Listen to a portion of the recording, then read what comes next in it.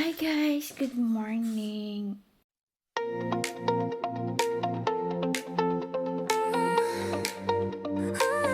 For today, naisip ko gumawa ng banana cake. Meron kasi akong saging na nabubulok.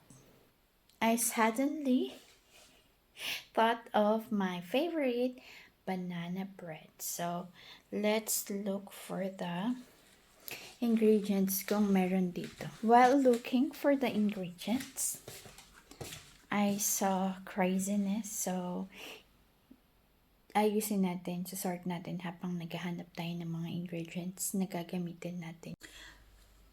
Guys, kulang yung ingredients natin para sa banana cake na gagawin natin. Kaya, pupunta tayo ngayon sa Edeka. So, let's go.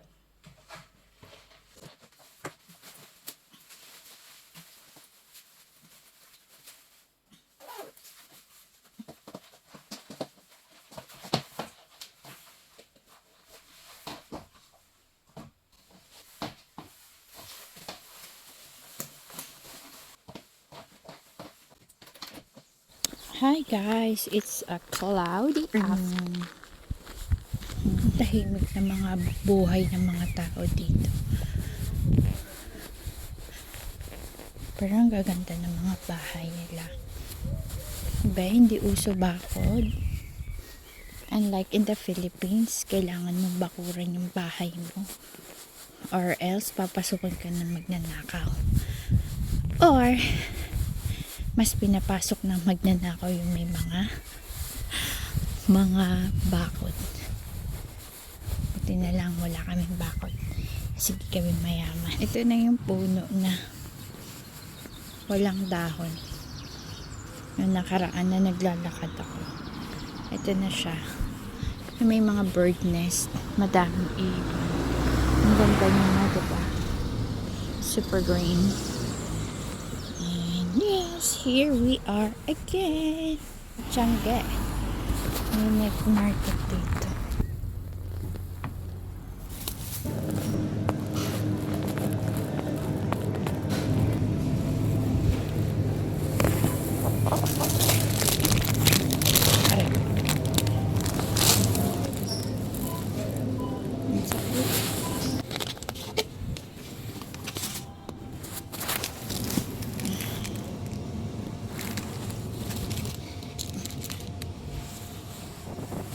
Let's go home.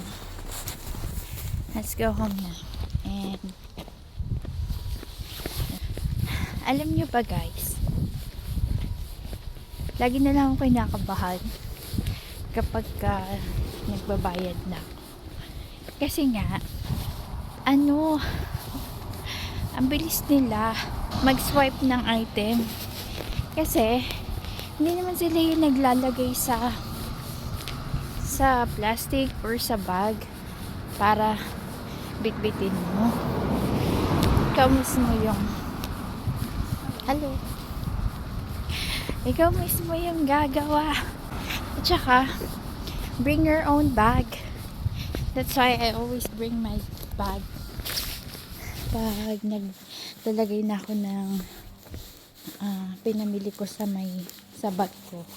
Siyempre, sa bilis nun, lalo na yung magagaan lang yung binili mo, parang lumilipad lang yung mga item sa kamay mo. Tataranta na ako kapag magbabayad.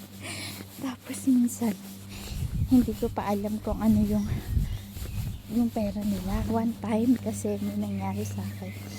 First time ko na mag-Edeka. Hindi, pagpunta ko doon, namili ako. Meron akong dalang how much? 20? Ay, hindi. Meron akong 60 euro. Tatlong 20. Tapos meron akong coins. 20s and 50s cents. Yung amount na babayaran ko is 11 something, 47 or 87, ganun. Then, binigyan ko siya ng 20 na barya. Nagkatinginan kami. Tapos parang na-curious siya. Bakit ko siya binigyan ng 20 coins? 20 na buong coins. Yun pala, akala ko, yung 20 coins na yun is 20 euro. Yun pala, 20 cents. Kinuha ko kaagad yung 20 euro ko na bill. Yung papel siya. Then, binigay ko sa kanya. Siguro, sa isip-isip niya, ito scammer. Scammer na Pilipino nandito. And yeah. Kaya, every time na nagbabayad ako, parang kinakabahan. Hello!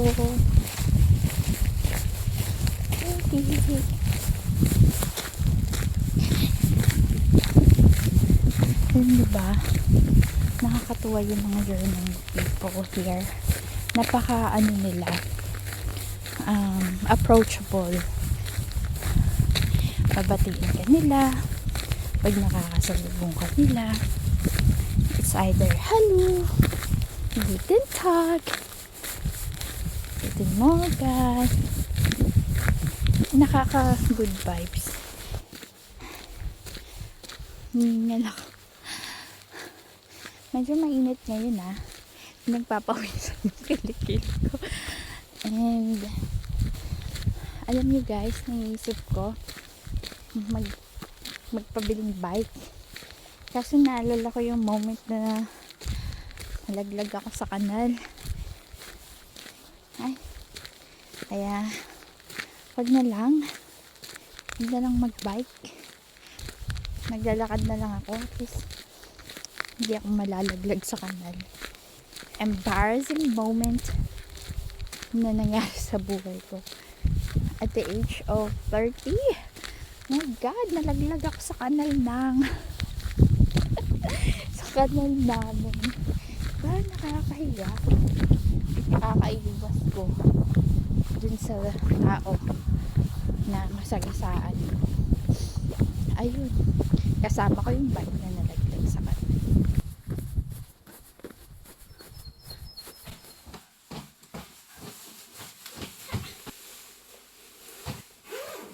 Hi guys, we're home and let's haul what we bought at Edeka. Whatever. Bago tayo mag-bake ng banana bread. So, ito yung binili ko na chocolate trufchen.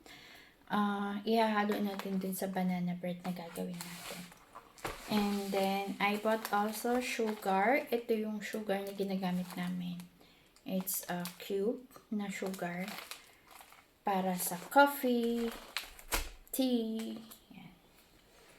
And then, I also bought, ito yung gagamitin na milk para sa baking. I don't know if it's good, but I just bought it. Kasi ayoko yung gamitin yung ginagamit namin sa kape. So, this milk. Then, I bought the baking powder. Also, this one. The vanilla sugar.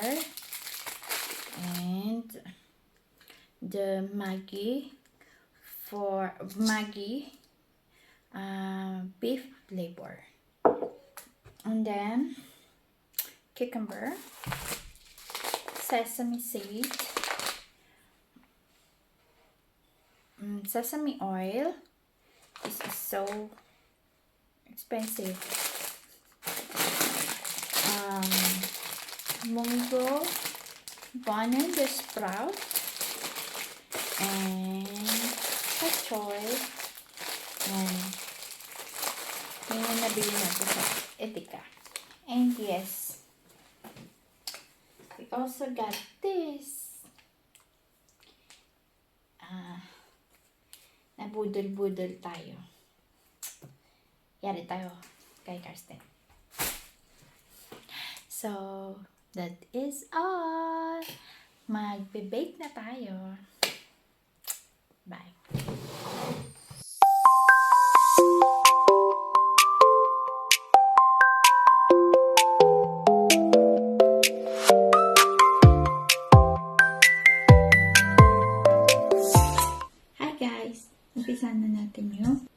magbe-bake ng banana bread.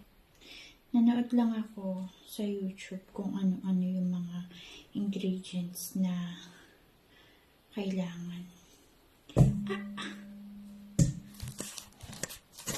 So, naturog na natin ang puso ni Nasty Mac. Charot! Next na ilalagay natin is ito yung tinanaw ko na butter sa microwave. So, it together again. Ang bango. Parang banana cake na. Naisip kong gawin yung banana cake kasi ito talaga yun eh. Nasa mesa lang to. Pag umalis si Karsten, patingin siya sa akin. Siyempre, tayo na may bahay, ayaw natin yung nasasayang na pagkain, nabubulok, nasisira, at katatapon. Gagawa natin ang paraan. Siyempre, sila yung nagtatrabaho. Tayo ay taong bahay.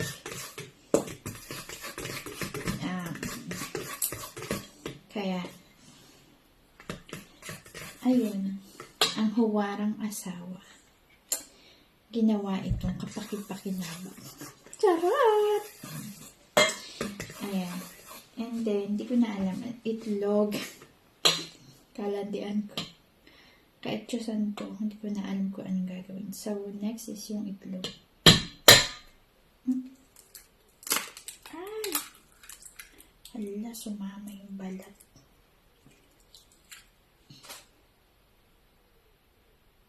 Ayan. Dalawang itlog yung gamitin natin. Dalawang itlog. Ayan. So,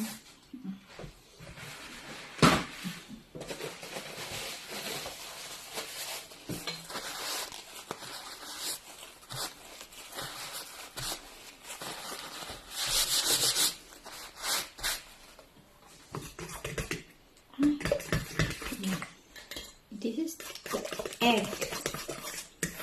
Haluin natin. Mix it together. Forever. Grabe. Ay! Yung aking sugar. Itong vanilla. Guys, first time ko to ha. Huwag mo akong i-judge. Turuan mo ako. Hindi ko alam kung isang gamitan lang siguro to.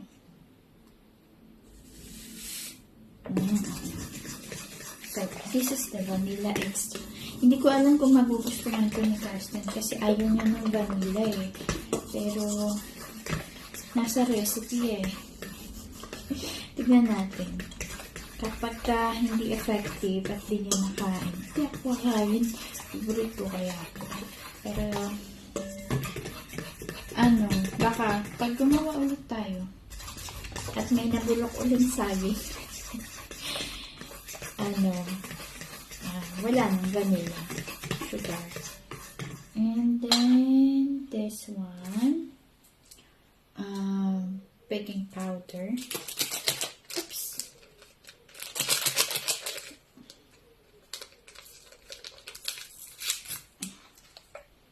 Lahat ba? Piling ko lahat eh. Piling ko lahat. Bahala na. Wala pala akong baking soda. Okay lang ba yun? Ba't ba dyan ako nagtatapon? Ito ko yung basurahan ko. Nagtan ako ng aking amo. Ayan. Haluin. Halukayin mo ng todo. Guys, pag na-perfect ko, magbebenta na ako ng banana cake dito. Charot. Saya mag-bake. And then, sugar. Sugar. isang lagayan na lang, tapos isang haluan. Ah, red sugar na pala ito. So, ilang sugar? Red sugar. 1, 2,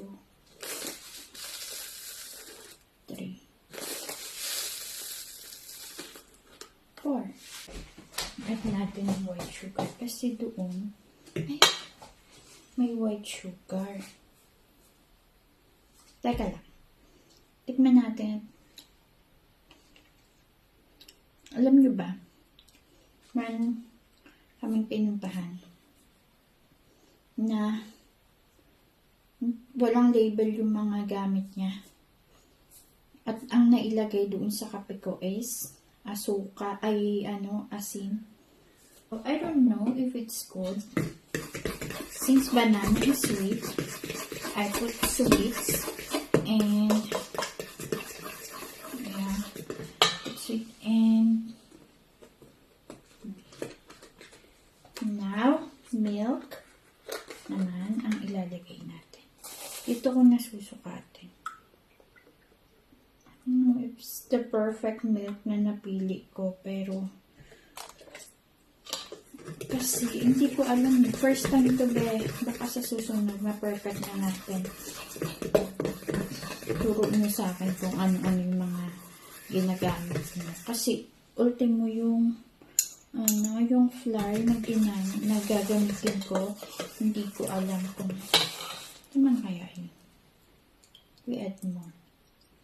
May higap sa natin. Yan.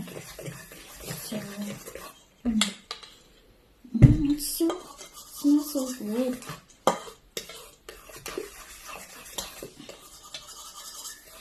Nakakatuwa naman. Mayroon na tayong mixture here. Sooner or later, magiging banana bread na siya. Sana soft siya, no? Yung kalabasan. Tingnan natin kung ano mangyayari. Now, I add the flour. It's 500 ml. Hindi ko alam kung sobra o kulang. Pero, ayan. Ayan yung kanalabasan. Haluin natin. Hanggang sa naging halo-halo. Charot! Kung naata si Baker Queen. Pero nakakatuwa. Look. Oh.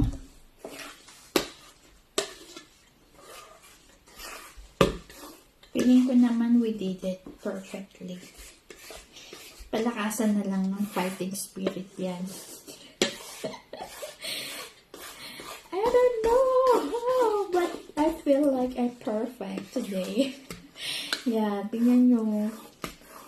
I can smell the milk, the butter, the banana. Yeah. Sana lang maging perfect talaga siya. Magtitinda na ako dito na ng banana bread. So, last but not the least, this one ang ilalagay natin dito. Yung chocolate niya. We are just sprinkle some para may pangkapin sa ating banana bread. So, ito yung mix. Wow, ang cute. Ang cute. Look. Oh. Mix na natin.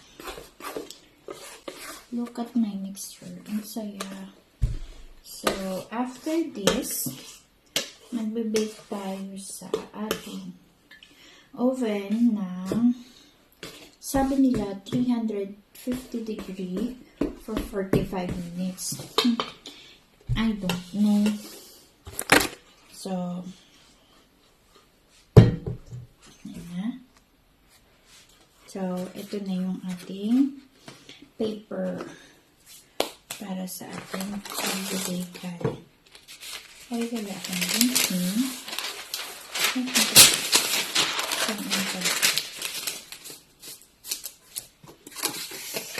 ayan. Ito ang aking nilagyan.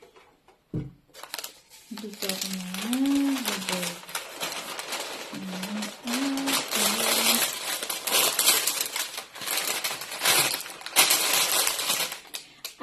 Yeah, I forgot. Kailangan lagyan natin siya ng mantika or ng butter.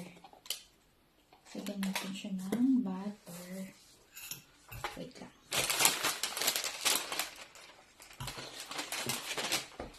Okay guys, ngayon naman magme-makeup tayo.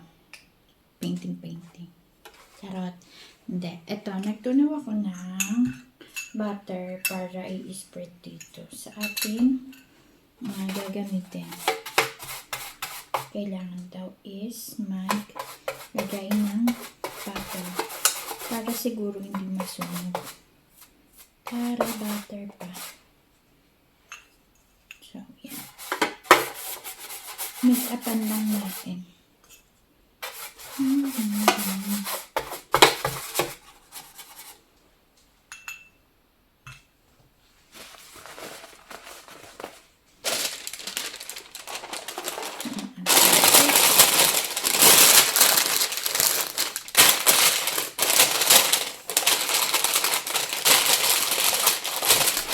Nalagay na natin itong ating mixture.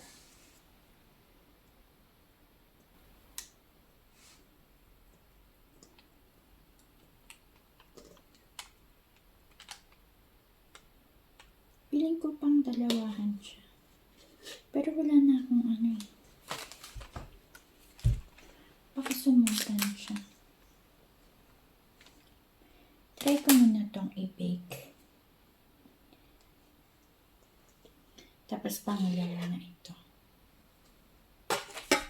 No? Medyo malaki kasi yung lalagyan natin.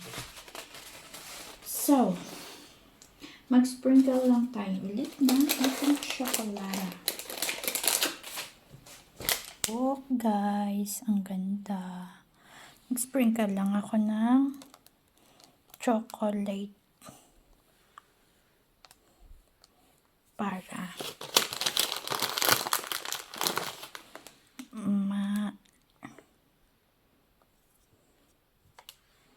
maganda. Tignan pag na-bake na natin siya mamaya. So, that is how is our banana cake gonna be. So, ayan na. Ta-da!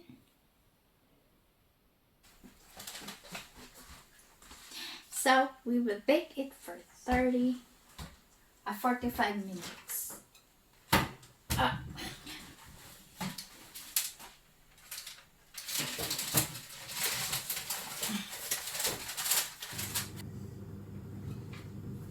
This is my banana bread. Nasunog siya.